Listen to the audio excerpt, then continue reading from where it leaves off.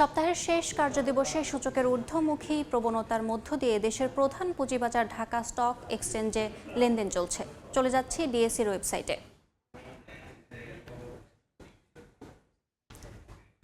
আজকের আমরা দেখতে পাচ্ছি যে গতকালও ঊর্ধ্বমুখী প্রবণতা ছিল এবং আজকেও ডিএসইর ওয়েবসাইটে আমাদের প্রধান সূচক এবং সরিয়া সূচক এবং বাছাইকৃত সূচক ঊর্ধ্বমুখী প্রবণতায় চলছে সবকটি সূচক।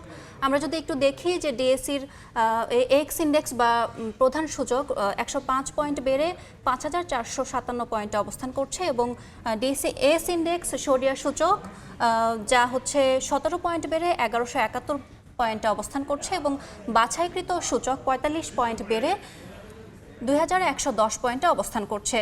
মোট হাত বদল হয়েছে 83,988টি এবং মোট বাজার মূল্য যার বাজার মূল্য 437 কোটি টাকা।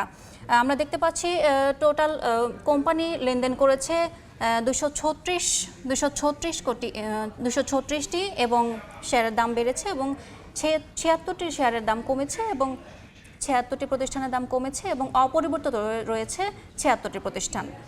আমরা যদি একটু শীর্ষ 20টি প্রতিষ্ঠানের অবস্থান দেখি তাহলে আমরা দেখতে পারবো শুরুতেই আছে সিটি ব্যাংক এবং 2 নম্বরে আছে স্কয়ার ফার্মা, 3 নম্বরে আছে ট্রাস্ট ব্যাংক এবং 4 নম্বরে আছে ব্র্যাক ব্যাংক, 5 নম্বরে আছে বিএবিটিসি এবং 6 নম্বরে আছে পূবালী ব্যাংক, 7 নম্বরে আছে যমুনা ব্যাংক এবং 8 নম্বরে আছে উত্তরা ব্যাংক, 9 নম্বরে আছে বাংলাদেশ শিপিং কর্পোরেশন এবং 10 নম্বরে আছে ইস্টার্ন ব্যাংক লিমিটেড।